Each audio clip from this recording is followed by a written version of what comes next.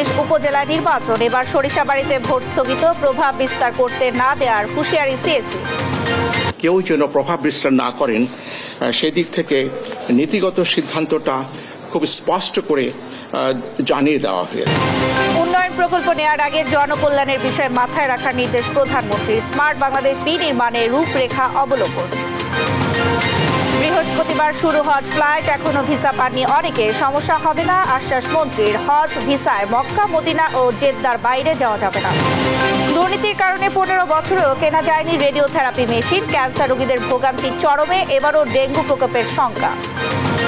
বাংলাদেশের ইতিহাসে সবচেয়ে বেশি ডেঙ্গু 2023 সালে হলো। সেই সালে মাত্র ছিল 1066, যেটি এবছর 2323, মানে এবছর কিন্তু দ্বিগুণেরও বেশি। মাত্র 3 দিনের জ্বরে আমার মা মারা গেছিলেন। তখন আমরা ডেঙ্গি সম্বন্ধে তো বুঝতাম না, কারণ আমি আমার মাকে হারিয়েছি, কিন্তু আমি আর কারো মাকে যেন হারাতে না হয় সেই ব্যাপারে ডেফিনেটলি আমি পদক্ষেপ নিব। এবং টানা 3 ম্যাচ জিতে জিম্বাবুয়ের বিপক্ষে টি-20 সিরিজ জয় বাংলাদেশের। সফরকারীদের হোয়াইট ওয়াশের লক্ষ্য টাইগারদের।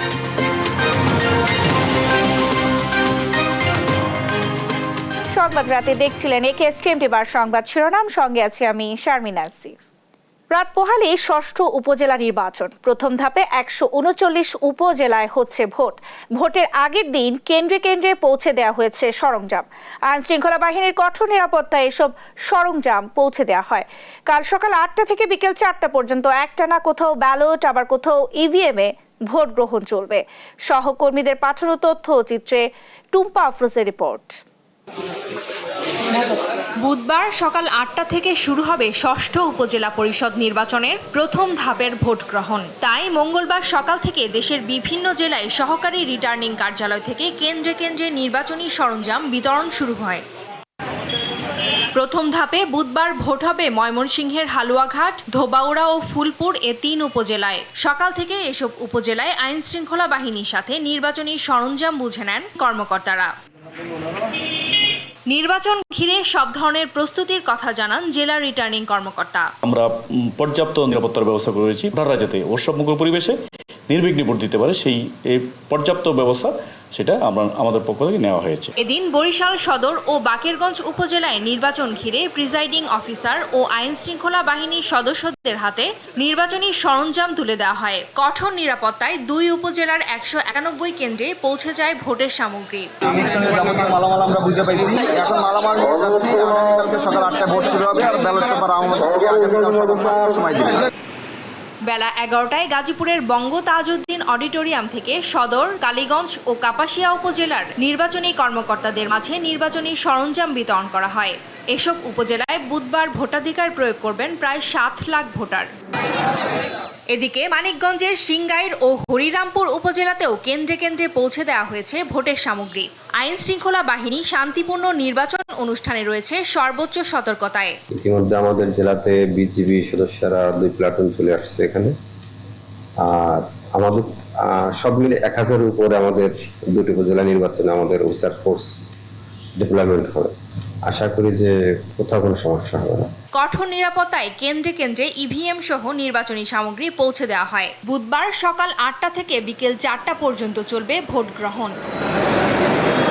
টুম্পা আফরোজ, নিউজ ডেস্ক, দেশ টিভি। প্রধান নির্বাচন কমিশনার কাজী হাবিবুল আউয়াল বলেছেন, স্থানীয় সরকার নির্বাচনে প্রতিদ্বন্দ্বিতা বেশি বলে সংঘাতের সংখ্যাও বেশি। তবে কাউকে প্রভাব বিস্তার করতে দেয়া হবে না।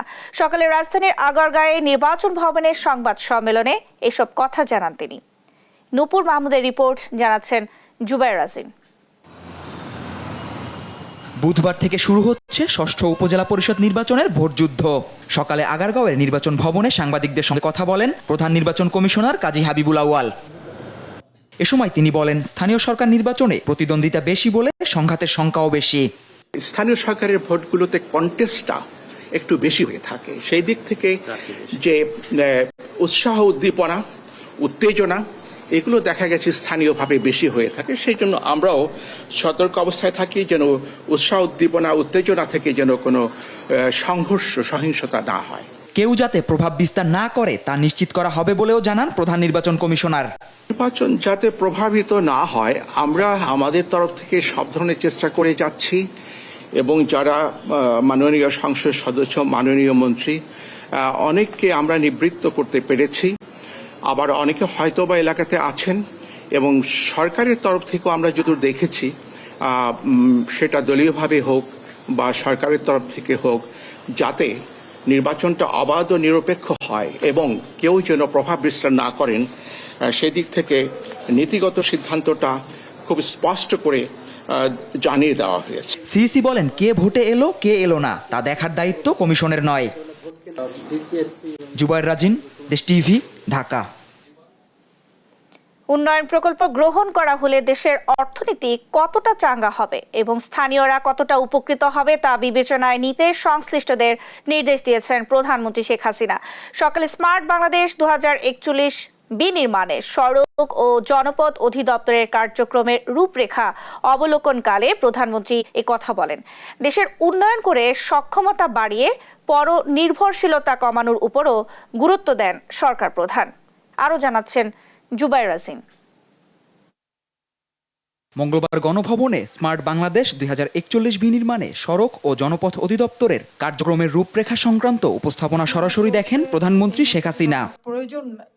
এ সময় প্রকল্প গ্রহণের ক্ষেত্রে দেশের কতটা উন্নয়ন হবে এবং মানুষ কতটা উপকৃত হবেন তা বিবেচনায় রাখার নির্দেশ দেন তিনি। কতটুকু দেশের মানুষের উন্নতি হবে, কতটুকু দেশের মানুষের কল্যাণে কাজে লাগবে, এই হিসাবটা, এই বিবেচনাটা কিন্তু আগে নিতে হবে।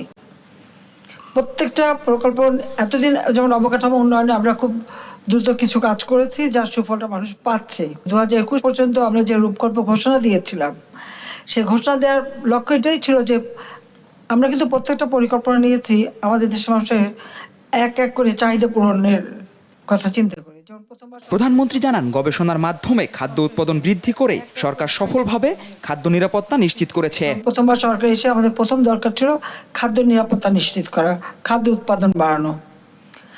আমরা সেখানে সফলতা অর্জন করেছি, যে জন্য আমরা গবেষণার উপরে সবথেকে গুরুত্ব দিয়েছিলাম এবং খাদ্যে আমরা স্বয়ংসম্পূর্ণতা অর্জন করেছিলাম। সেদিক থেকে আমরা সেই সাথে সাথে আমরা পুষ্টির নিশ্চয়তা দিয়েছি, সেটা আমরা উদ্যোগ নিয়েছি এবং সেখানে আমরা সাফল্য দেখেছি।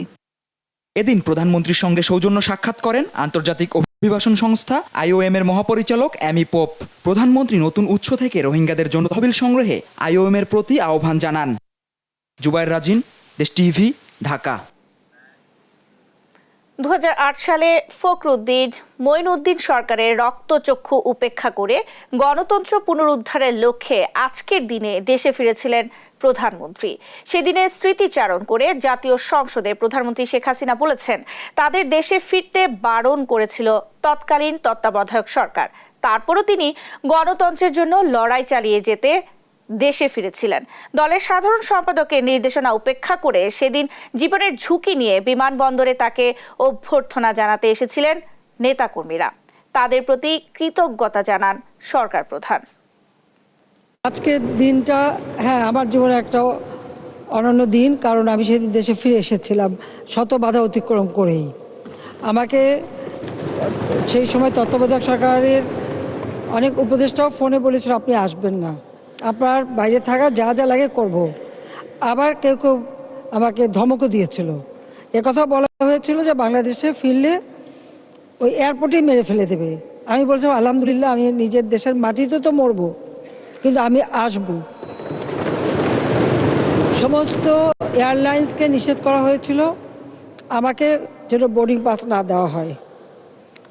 আমেরিকায় 3 ঘন্টা এয়ারপোর্টে দাঁড়িয়ে তাদের সাথে ঝগড়া করে ব্রিটিশ এয়ারওয়েজে আমি লন্ডন পর্যন্ত আসি। লন্ডনে যখন আমি যেদিন প্লেনে উঠতে যাই, আমাকে উঠতে দেওয়া হয়নি। সেদিন আমি প্রতিজ্ঞা করেছিলাম যেভাবে আমি দেশে ফিরবো। হাজার হাজার মানুষ রাস্তায়।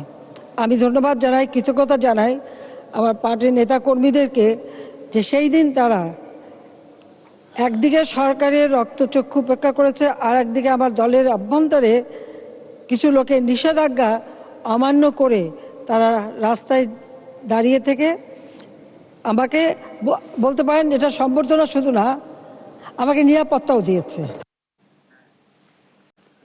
9 মে শুরু হচ্ছে চলতি মৌসুমের প্রথম হজ ফ্লাইট। তবে এখনও ভিসা না পাওয়ার অভিযোগ করেছেন অনেকে। ধর্মমন্ত্রী ফরিদুল হক খান আশ্বাস দিয়েছেন, যারা এখনও ভিসা জটিলতায় রয়েছেন শিগগিরই তাদের ভিসা হয়ে যাবে। চলতি বছর বাংলাদেশ থেকে নিবন্ধিত হজযাত্রী 83,202 জন। এদিকে হজ ভিসায় মক্কা, মদিনা ও জেদ্দার বাইরে যাওয়া হবে না মর্মে নতুন বিধি নিষেধ আরোপ করেছে সৌদি আরব। বিস্তারিত জানাচ্ছেন মাহমুদ হাসান। চাঁদ দেখা সাপেক্ষে আগামী মাসের দ্বিতীয় সপ্তাহে অনুষ্ঠিত হবে এবারের পবিত্র হজ। বাংলাদেশ থেকে হজের প্রথম ফ্লাইট 9 মে। চলতি বছর হজে সৌদি আরবের বেঁধে দেয়া কোটা এখনও পূরণ করতে পারেনি বাংলাদেশ। এর মধ্যেই অভিযোগ উঠেছে এখনও অনেকে পাননি সৌদি আরবের ভিসা। এ অবস্থায় ধর্মমন্ত্রীর আশ্বাস, এখনও যারা ভিসা জটিলতা রয়েছেন শীঘ্রই তাদের ভিসা হয়ে যাবে। হজ যাত্রী নেওয়ার দায়িত্ব তাদের, বিচার দেওয়ার দায়িত্ব তাদের। তারা যদি হজ যাত্রী যদি না নিতে পারে, ব্যর্থতা তাদের। তবে আমি এটুকু বলতে পারি যে আমাদের পক্ষ থেকে এবং সৌদি গভর্নমেন্টের পক্ষ থেকে সব হজযাত্রী সঠিক সময়ে যাবে, সঠিক সময়ে ভিসা হবে ইনশাআল্লাহ। সৌদির স্বার্থে সৌদি নিবে, লাভ কিন্তু সৌদি সরকারের, ওই গভর্নমেন্টের কিন্তু বেনিফিট, আমাদের কোনো বেনিফিট না। আমাদের সরকারের পক্ষ থেকে অর্থ যাচ্ছে, দেখুন বাংলাদেশ থেকে অর্থ যাচ্ছে, তাই না? লাভটা কার? ওদের স্বার্থে ওরা করবে। কিভাবে করবে না করবে এটা অবশ্যই আমাদের সাথে তারা আলোচনা করেই করবে। এদিকে হজ ভিসা নিয়ে নতুন করে বেশ কিছু বিধিনিষেধ আরোপ করেছে সৌদি আরব। এ ভিসা শুধু হজের জন্য বৈধ এবং হাজিরা শুধু হজের আনুষ্ঠানিকতা পালন করতে পারবেন। বলা হয়েছে, হজ ভিসা নিয়ে জেদ্দা, মদিনা ও মক্কার বাইরের শহরেও যাওয়া যাবে না। সৌদি হজ ও ওমরা মন্ত্রণালয় বলছে, এ ভিসা সৌদিতে কাজ বা বসবাসের জন্য বৈধ হবে না। বিধিনিষেধ লঙ্ঘন করলে সংশ্লিষ্ট ব্যক্তি আজীবনের জন্য সৌদি আরবে প্রবেশ করতে পারবেন না। মাহমুদ হাসান, দেশ টিভি, ঢাকা। সংবাদ রাতে আরো থাকছে। গরু মৌসুমে ধান চাল সংগ্রহ অভিযান শুরু খাদ্য মন্ত্রণালয়ের। মূল্যস্ফীতি নিয়ন্ত্রণ বাণিজ্য মন্ত্রণালয়ের কাজ না, বললেন প্রতিমন্ত্রী।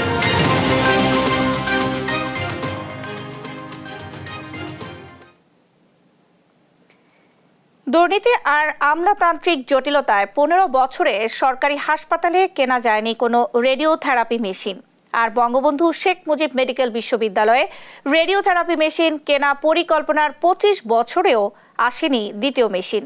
1 বছর আগে বাজেট হলেও আটকে আছে অর্থ মন্ত্রণালয়ে। একটি মাত্র মেশিনে থেরাপির সিরিয়াল পেতে লাগে 6 মাস। এতে ভোগান্তিতে লাখ লাখ ক্যান্সার রোগী। বিস্তারিত হাসান মাহমুদের রিপোর্টে। বঙ্গবন্ধু শেখ মুজিব মেডিকেল বিশ্ববিদ্যালয়ের রেডিওথেরাপি কেন্দ্রের সামনে রোগীদের দীর্ঘ লাইন। সকালের শিফটে এই লাইন থাকে আরও দীর্ঘ। একটি মাত্র মেশিনে 2 শিফটে দেওয়া হয় 60 জনের থেরাপি। সিরিয়াল পেতে সময় লাগে অন্তত 6 মাস। প্রথমে আমি কুমিল্লা একবার অপারেশন হয়েছিলাম, ওইখান থেকে আমার আবার এখানে পাঠাইছিল রেডিওথেরাপি দেওয়ার জন্য। রেডিওথেরাপি পাই না, এরপর আমার আবার এই বেস্টে অপারেশন হয়েছে, ওই জায়গায় আবার ইনফেকশন হয়েছে। সার্জারি করার পরে কেমো দিয়েছে, কেমো দেওয়ার পর 6টা কেমো ছিল, 6টা কেমো দেওয়ার পরে রেডিওথেরাপি 25টা। আমি আমার আম্মুর জন্য জানুয়ারির 10 তারিখে সিমুলেশন করেছিলাম, তারপর 4 মাস হতে 4.5 মাস পর আমি ডেট পেয়েছি। 25 বছর আগে 1999 সালে 3টি রেডিওথেরাপি মেশিন কেনার পরিকল্পনা হয়। সে অনুযায়ী 3টি বাংকার তৈরি হয় ক্যান্সার ভবনে, কিন্তু কেনা হয় মাত্র একটি। 1.5 বছর আগে অন্য একটি মেশিনের বাজেট হলেও আটকে আছে অর্থ মন্ত্রণালয়ে। একটা ব্রেস্ট ক্যান্সারের রোগী রেডিওথেরাপি ঠিক মতো যদি আমরা টাইমলি দিতে পারি, সে 100% কিওর হয়ে যাবে। একবার বিএনপির আমার উদ্যোগ নেওয়া হলো, তখন একজন আমাদের ভাইস চ্যান্সেলর ছিলেন, তার বিরুদ্ধে অভিযোগ উঠলো উনি নাকি সিমেন্স কোম্পানির কাছে 5 কোটি টাকা ঘুষ দাবি করছে। ওর থেকে একটা মামলা হয়ে বন্ধ হয়ে গেল। এরপরে আরও 2-3বার এরকম উদ্যোগ নেওয়া হয়েছে, প্রত্যেকবারই দুর্নীতির কবলে পড়া মেশিনগুলো কেনা হয় নাই। সরকারি পর্যায়ে মহাখালী ক্যান্সার গবেষণা হাসপাতালে সচল 2টি মেশিনের মেয়াদ শেষ হয়েছে কয়েক বছর আগেই। গেল 15 বছরে কয়েকবার মেশিন কেনার উদ্যোগ নেওয়া হলেও আলোর মুখ দেখেনি। উল্টো দুর্নীতির অভিযোগে বরখাস্ত হয়েছেন একাধিক পরিচালক। অভিযোগ রয়েছে, সবশেষে একটি মেশিন কেনার প্রক্রিয়ায় সাবেক স্বাস্থ্যমন্ত্রীর ছেলে 20% টাকা দাবি করেন, কিন্তু এ নিয়ে পরিচালকের সঙ্গে দ্বন্দ্বে মেয়াদের আগেই পদ হারান তৎকালীন পরিচালক। সারা দেশে 9টি সরকারি হাসপাতালে রেডিওথেরাপি মেশিন পুরোপুরি অকার্যকর, পড়ে আছে খালি বাংকার, কিন্তু কেনার জন্য এখনও নেওয়া হয়নি কোনো উদ্যোগ। 2005-06 সালে তো ক্যান্সার স্টোরি মেশিনগুলো কিনা হলো ম্যাক্স বেশিরভাগগুলা, তো এটা তো জানা কথা 10 বছর মানে 15-16 সালে এগুলির মেয়াদ শেষ হয়ে যাবে। তাহলে আমি এই 10 বছরের মধ্যে আমরা যারা দায়িত্ব ছিলাম আমরা কেন সরকারকে বুঝাইতে পারলাম না, নাকি আমাদের এই ব্যর্থতা? লক্ষ লক্ষ মানুষ চিকিৎসা নিতে পারতেছে না আমাদের ওই কয়জন লোকের ভুল সিদ্ধান্ত বা অযোগ্যতা অদক্ষতার জন্যই। রেডিওথেরাপি মেশিনের অভাবে অসম্পূর্ণ থেকে যায় ক্যান্সার চিকিৎসা, ফলে নিঃস্ব হয় আক্রান্ত পরিবারগুলো। হাসান মাহমুদ, দেশ টিভি, ঢাকা। বাংলাদেশ জিম্বাবুয়ে টি-20 সিরিজের খবর। জিম্বাবুয়ের বিপক্ষে সিরিজের তৃতীয় টি-20তে 9 রানের জয় পেয়েছে বাংলাদেশ। এর মধ্য দিয়ে 2 ম্যাচ হাতে রেখে সিরিজ নিজেদের করে নিয়েছে টাইগাররা। সর্বোচ্চ 57 রান করেন তাওহিদ হৃদয় এবং 3 উইকেট শিকার করেন সাইফুদ্দিন। বিস্তারিত শাহাদাত কিফাতের রিপোর্টে। এবছরের ধান চাল সংগ্রহ অভিযান শুরু হয়েছে। এর উদ্বোধন করে খাদ্যমন্ত্রী সাধন চন্দ্র মজুমদার বলেন, এবার 7,500 কোটি টাকার 7,17,000 টন খাদ্য শস্য সংগ্রহ করা হবে। অভিযান চলবে 31 আগস্ট পর্যন্ত। মন্ত্রীর হুঁশিয়ারি, কেউ কৃষকদের হয়রানি করলে কঠোর ব্যবস্থা নেওয়া হবে। মন্ত্রণালয়ের ওয়েবসাইটের নম্বরে অভিযোগ জানাতে পারবেন কৃষকরা। জয় যাদবের রিপোর্ট। চলতি মৌসুমে খাদ্যশস্য সংগ্রহ শুরু করেছে সরকার। এবার 32 টাকা দরে 5 লাখ টন ধান, 45 টাকা দরে 11 লাখ টন সেদ্ধ চাল, 44 টাকা দরে 1 লাখ টন আতপ চাল আর 34 টাকা দরে 50,000 টন গম কিনবে সরকার, যার মূল্য ধরা হয়েছে 7,500 কোটি টাকা। 31 আগস্ট পর্যন্ত এই খাদ্যশস্য সংগ্রহ করা হবে। মঙ্গলবার দুপুরে সচিবালয়ে নিজ দপ্তর থেকে বিভিন্ন জেলার সঙ্গে ভার্চুয়ালি যুক্ত হয়ে এই অভিযানের উদ্বোধন করেন খাদ্যমন্ত্রী। তিনি জানান, গেলবারের মতো এবারও লক্ষ্য পূরণ হবে। সঠিক সময়ে এই সংগ্রহগুলো করতে হবে এবং আমরা জুন মাসের মধ্যে 70% আমরা বলেছি যে এটা মানে সংগ্রহ করার জন্য। আর হাওড়কে আমরা প্রাধান্য দিয়ে হাওড়ের ধানের বরাদ্দও বেশি দিয়েছি, যদিও মিল কম ওখানে, যার জন্য ধানের বরাদ্দ বেশি দেওয়া হয়েছে।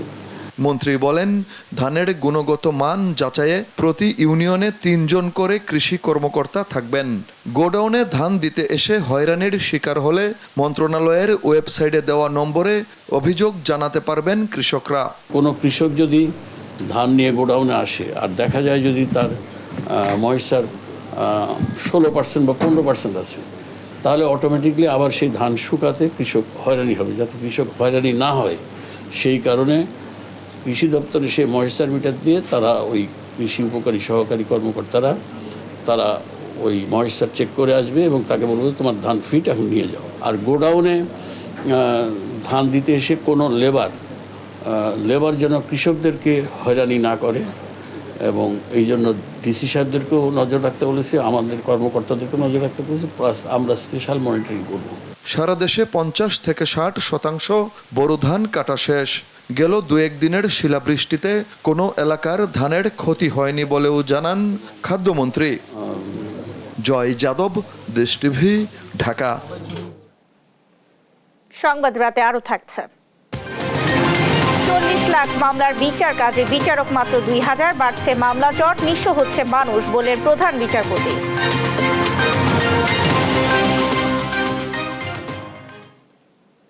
বান্দরবানের রুমায় সেনাবাহিনীর নেতৃত্বাধীন যৌথ বাহিনীর অভিযানে কুকিচিন ন্যাশনাল ফ্রন্ট KNF এর এক সন্ত্রাসী নিহত হয়েছেন। এ সময় 3টি অস্ত্র, গোলা বারুদ ও অন্যান্য সরঞ্জামাদি উদ্ধার করা হয়। মঙ্গলবার দুপুরে রুমা উপজেলার দুর্গম দার্জিলিং পাড়া এলাকায় এই ঘটনা ঘটে। পুলিশ ও স্থানীয়রা জানায়, প্রত্যন্ত এলাকার সেনাবাহিনীর নেতৃত্বাধীন যৌথ বাহিনীর সাথে KNF সন্ত্রাসীদের সাথে ব্যাপক গোলাগুলির ঘটনা ঘটে। গোলাগুলির এক পর্যায়ে যৌথ বাহিনীর গোলাগুলিতে KNF এর এক সন্ত্রাসী গুলিবিদ্ধ হয়ে নিহত হয়। পরে ঘটনাস্থল থেকে তার মরদেহ উদ্ধার করে রুমা হাসপাতালে নিয়ে আসে পুলিশ। খাগড়াছড়ির দীঘানালায় আগুনে পুড়ে গেছে 21টি দোকানঘর। দুপুরে উপজেলার মেরুং ইউনিয়নের কাঁঠাল বাগান এলাকায় এই ঘটনা ঘটে। ফায়ার সার্ভিস জানায় বৈদ্যুতিক শর্ট সার্কিট থেকে আগুনের সূত্রপাত হয়েছে। এতে 21টি দোকান সম্পূর্ণ পুড়ে গেছে। আশপাশে পানি না থাকায় দূর থেকে পাইপলাইনের মাধ্যমে পানি এনে 2 ঘন্টার চেষ্টায় আগুন নিয়ন্ত্রণে আনা হয়েছে। এই অগ্নিকাণ্ডে অন্তত 2 কোটি টাকার ক্ষয়ক্ষতি হয়েছে বলে জানায় ফায়ার সার্ভিস।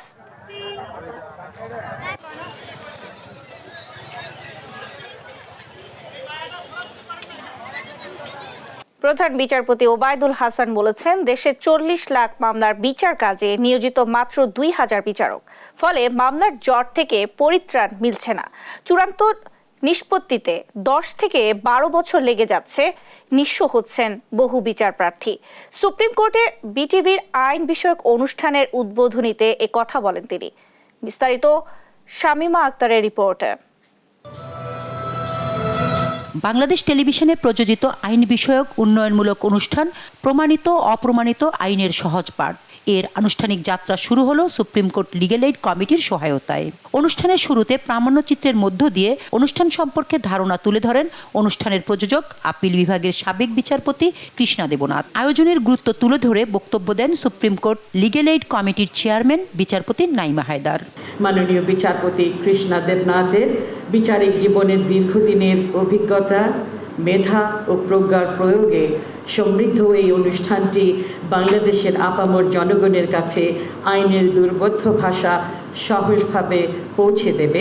বিশেষ অতিথির বক্তব্যে আইনমন্ত্রী আনিসুল হক বিচার প্রার্থী মানুষের বিচার পাওয়ার বিষয়ে সহজ ধারণা তুলে ধরেন। এই অনুষ্ঠান মাননীয় প্রধানমন্ত্রী শেখ হাসিনার সরকারের অভিষ্ট লক্ষ্যে পৌঁছাতে সহায়ক ভূমিকা পালন করবে বলে আমি বিশ্বাস করি। কারণ এটি সকল শ্রেণী পেশার মানুষের উপযোগী একটি অনুষ্ঠান এবং এর উপকারিতা, উপযোগিতা ও গুরুত্ব বহুমুখী। প্রধান অতিথি প্রধান বিচারপতি ওবায়দুল হাসান বলেন, মামলার জট এড়িয়ে বিচার পাওয়ার ক্ষেত্রে এদেশের মানুষের সর্বস্ব হারানোর বাস্তবতার কথা। দেশের মাত্র 2000 বিচারক 40 লক্ষেরও অধিক মামলা নিষ্পত্তির কঠিন দায়িত্ব কাঁধে নিয়ে প্রতিনিয়ত কাজ করে যাচ্ছে। তবুও মামলা জট হতে আমরা পরিত্রাণ পাচ্ছি না। অনেক ক্ষেত্রেই একটি মামলা চূড়ান্তভাবে নিষ্পত্তি হতে 10-12 বছর লেগে যায়। ইতোমধ্যে হয়তো বিচার প্রার্থী লোকটি সর্বশান্ত হয়ে যাচ্ছে, মামলার খরচ তারা দিকে। এসবই আমাদের দেশের বাস্তবতা। এর আগে অনুষ্ঠান উদ্বোধন ঘোষণা করেন প্রধান বিচারপতি। শামিমা আক্তার, দেশ টিভি, ঢাকা। চাহিদার তুলনায় উৎপাদন সক্ষমতা বেশি থাকলেও জ্বালানির সংকটে পর্যাপ্ত বিদ্যুৎ উৎপাদন ব্যাহত হচ্ছে বলে জানিয়েছেন বিদ্যুৎ, জ্বালানি ও খনিজ সম্পদ প্রতিমন্ত্রী নসরুল হামিদ। দ্বাদশ জাতীয় সংসদের দ্বিতীয় অধিবেশনের প্রশ্নোত্তর পর্বে তিনি জানান, দেশজুড়ে কয়েকটি বিদ্যুৎ কেন্দ্রে যান্ত্রিক ত্রুটির কারণেও বিদ্যুৎ উৎপাদন বন্ধ রয়েছে। কিছু কিছু স্থানে নিরবিচ্ছিন্ন বিদ্যুৎ সরবরাহে সাময়িক অসুবিধা হচ্ছে। এছাড়া অত্যাধিক গরম ও দেশের কোথাও কোথাও দাবদাহ থাকার কারণে বিদ্যুতের চাহিদা ব্যাপক বৃদ্ধি পেয়েছে।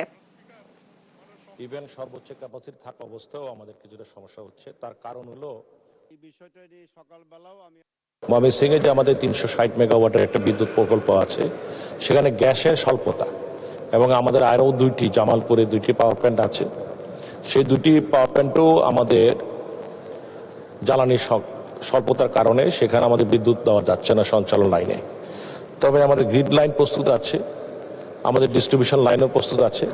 আমরা একটা বিকল্প উপায়ে গ্যাস যাতে সংযোগ দেওয়া যায় তার একটা প্রকল্প ইতিমধ্যে কার্যক্রম চলছে। যে পাইপলাইনটি আমরা গাজীপুর দিয়ে আশুলিয়া হয়ে আমরা ময়মনসিংহে নিয়ে গেছিলাম, সেই পাইপের মধ্যে অধিকাংশই প্রচুর পরিমাণ ইন্ডাস্ট্রির কানেকশন হয়েছে, যার জন্য যখনই আমরা প্রেশার দেই গ্যাসটা অন্যদিকে ধাপিত হয়। সেই বিষয়গুলোকে বিবেচনা করে প্রকল্পটা হয়তো আগামী 1 বছরের মধ্যে শেষ হবে এবং আপনার এলাকাও আমার মনে হয় যে বিদ্যুতের চাহিদা তখন পূরণ হবে।